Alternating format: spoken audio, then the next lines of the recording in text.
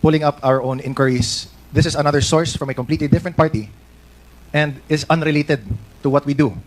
Pero nagkataon that the person named Xie Kailun, who si Xie Zhijiang trusted with the encrypted files, showed to Al Jazeera that there is a dossier confirming that there are Chinese spies all over, at least in this case, Myanmar, but here also in the Philippines, and undoubtedly shows Go Huaping.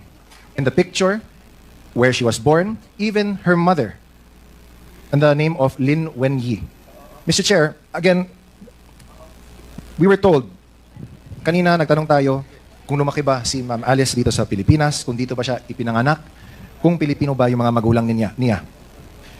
She first said na dito daw siya lumaki, which is false. Because paano malalaman or ma-identify ng mga tao doon mismo sa address sa Fujian na nakilala nila si Alice Go Huaping as anak ni Lin Wenyi nung pinakita nila yung picture ni Go Huaping sa kanila.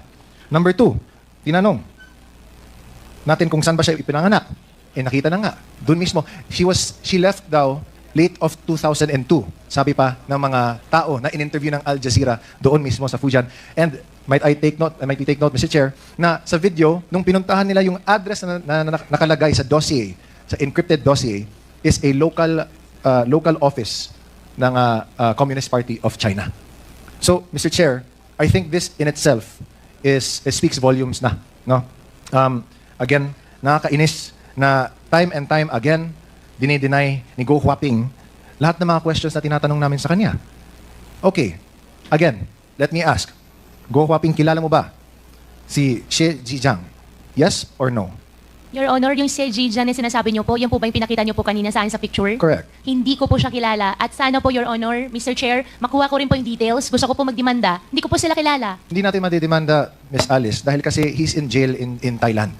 And the reason why he's speaking the truth now is because, as he was saying din in the video, although hindi lang pinakita dito, is that he is also being illegally detained daw, sabi niya. Kaya sa galit niya, he wants to speak also the truth out to the world, na iniipit na rin siya ng Chinese Ministry of State and Security. So, what does he have to lose?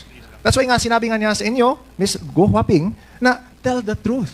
Don't fall to the same mistakes that he has done. Kasi nga, he also fears for your life. Remember, nung Senate hearing, na you mentioned na you didn't want to name names because you feared for your life. And because of that, the Senate granted you security and asylum within the PNP's compound.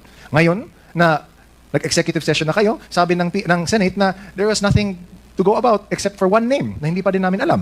But if you look at it, there is no doubt, kitang-kita na, hindi na galing mismo dito sa Quadcom, pero in an international company whose job is to search for the truth worldwide. So, Mr. Chair, I'd like to submit this video na this is confirmation that what we've been trying to unearth here, marami na din dyan na nakikita din that corroborates not from us but from other parties as well. Which also means that this Quadcom should also be the avenue for which other people should also go to us to reveal more of the truth kasi kailangan din natin yung kompletong katotohanan. Which is why this is an open call to action, Mr. Chair. Sa lahat ng mga nanonood ng Quad Committee meetings natin, na kung may alam kayo, lalo na nakakatulong ito sa pagtingin, sa pagkuha ng katotohanan, please come forward. Kasi this is national security also at stake. She's been denying na may kilala siya, na ultimo, sinasabi niya na ilang beses na siya tinawagan para humingi ng campaign funds. Kung hindi niya alam yun, or if he was saying, if it wasn't even in the same timeline, then he wouldn't have said that. Diba? Timing. Elections natin, doon din siya, tumakbo din siya, humingi siya ng tulong. It all adds up. It all lines up. So, Mr. Chair, I'd like to submit this video to the committee. And I hope na people really try this time na mas marami pa na will come forward to speak truth to this matter. Thank you, Mr. Chair. Thank you, Congressman Almario. So, before we recognize the next interpellator, may tanong lang ako kay Miss Go Huaping. So, hindi mo kilala yon, ano? Your Honor, unfair naman po para sa akin. Hindi ko po siya kilala at never po ako humingi ng campaign fund entirely. Never po ako humingi ng campaign fund during my campaign period. At nung video na pinakita po ni Congressman Chino po kanina, hindi ko po siya kilala. At gusto ko rin po na iparating sa lahat ng kababayan ko at buong Pilipinas na rin po, mahal ko pang Pilipinas. Kasi nabanggit dun sa video na you're probably a spy. Hindi po ako spy. So hindi ka spy. Totally po, hindi po ako spy. Hindi ikaw yung nasa picture. Hindi po ako spy, hindi po ako nasa picture, at hindi rin po, Your Honor, ako yung sinasabi niya. Kasi In fact, yung parang pinakita niyang dokumento, I don't know if that is a birth certificate from China, it clearly shows a picture that resembles your feature. Di ba? So, 1, 2, pangalan mo, yung Go Waping. Tapos yung place of birth mo, nakalagay daw doon. Nakalagay, China di ba? So, how will you now tell us and convince the Filipino people na ikaw ay hindi spy at ikaw ay hindi involved dito sa Pogo? Your Honor, I think our government agencies can prove din sa darating ng araw na hindi po ako spy dahil hindi naman po talaga ako spy. Secondly, yung tao po na nasa video po kanina, I'll find way para, hindi ko po alam kung paano, pero I'll talk to my lawyer, especially the network, magdidemanda po ako. Ako nagkakamali, Al Jazeera Network, Okay, yung thank nakita you. ko po kanina, pero babalikan ko po kung tama po yung naisulat ko po, Your Honor. Thank you. Mr. Chair, I'll go back to some questions in relation to the video. So again, Ms. Alice Go, Mr. Chair, you are denying that you are Chinese spy. Hindi po ako Chinese spy. Well, Mr. Chair, wala naman atang spiya na mag-aamin na spiya siya. No. So, it really begs the question. But anyway, alam nyo ba, Ms. Go, na itong si She Ziyang, na umamin na Chinese spy siya, na sinabi naman niya, kilala ka niya, ay inamin niya na dito siya na-recruit sa Pilipinas. Your Honor, I cannot answer your question dahil hindi ko po siya kilala. So, to put on record, Mr. Chair, this video showed, mahaba kasi ito, it's an excerpt of the video, na inamin niya na recruited siya dito sa Pilipinas. In fact, can we show lang na nagpakita siya ng picture na nandito siya sa Pilipinas. I think it's one of the recruiters. Kung pwede lang natin mapakita yung picture na yun.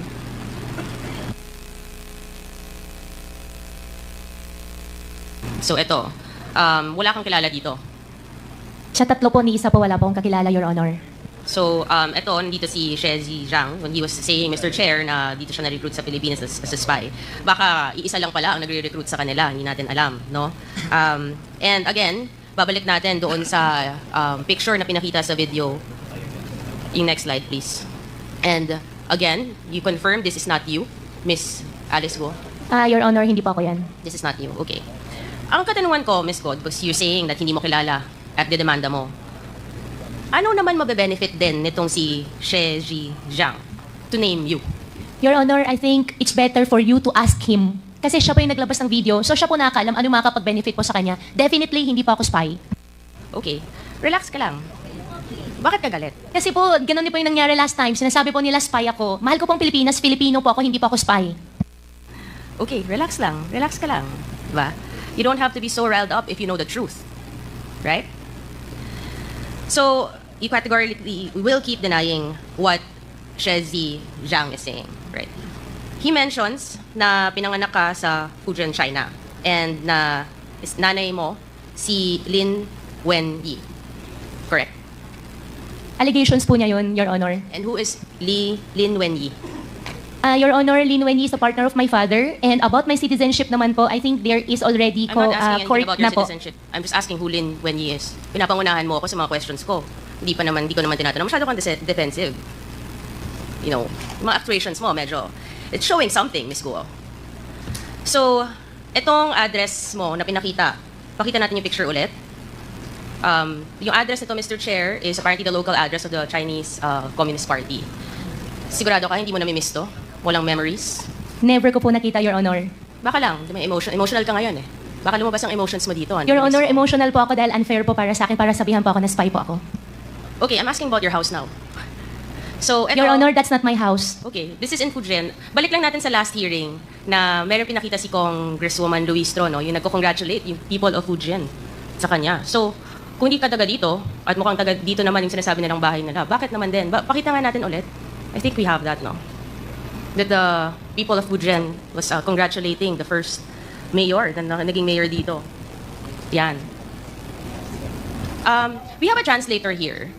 Do you understand what is written? Yes, this is like congratulating for winning as the mayor. Okay, and then these are the people who prepared this congratulatory page. Those are the people, yung mga pangalan. Below, yes po. Okay. Baka kunin natin, Mr. Chair, yung mga pangalan na yan. Yeah, can you please post it again? Yan. Oh. Sino-sino yan? It is from Jinjiang, Jinjing Shen. Yeah, it's an association of the hometown. It's in Jinjing Shen. Which is in Fujian, I think. Yes, it is. Which is basically where, what we saw in this video, Mr. Chair, kung saan talaga sinasabing galing ang si Miss Alice Guo, no? And then itong si Lin Wenyi, na tinatanggi naman po ni Miss Alice Guo na hindi mo nanay, no? Which later on, nakakalungkot, if she really is your mother, na you're denying your ties to your mother. Sinabi din sa documentary, Mr. Chair, na umalis nga daw siya, sabi ng mga residente doon, na umalis siya towards the end of 2002. From the previous hearings, we have a copy of the special investor resident visa. Yung next slide, please. Yan. Na dependent siya ni Lin Wenyi, galing nga sila from Fujian, and it is January 12, 2003 na pumasok sila ng Pilipinas. So, the facts seem to be aligned. The documents that we have and we've been seeing seem to be aligned with this video that came out, Mr. Chair, na hindi naman natin alam bakit naman in-name din si Miss Alice Guo na wala namang kinalaman ito sa atin. But apparently, there is that connection, which is scary. We go back to Lin Wenyi, which you have said this is the partner of your father, your Chinese father. Yes, Your Honor. Yes. And you said naman na you will only be into business with those you are very close with and those you trust, correct? Yes, Your Honor. Yes, you said that last hearing. And yung lumabas nga yung mga corporations, makita natin yung almost similar to the table that we showed last hearing, or 2 hearings ago. Ito yung mga corporations mo. Ang daming beses lumalabas nga nitong si Lin Wenyi, na lahat ng mga kasama sa corporations na yon are actually family members of yours. Your brother, your father, right? And ngayon, nanay niya, itong Lin Wenyi. So it is a family corporation. So, Miss Alice, itong nangyari din sa video, meron sinasabing yung Yatai Group. Ito yung company ni Mr. She Zhizang. And actually, itong business ni She Zhizang ay katulad ng mga negosyong tinayo mo sa Bamban Tarlac. There's a picture na alos magkapareho siya. And do you know that itong si She Zhizang, linked yung mga businesses niya, kaya nga siya nasa Thailand ngayon with human trafficking, extortion, and cyber scams, which are the very same crimes na tinitingnan natin ngayon, Mr. Chair, na nangyayari sa mga legal pogo operations dito.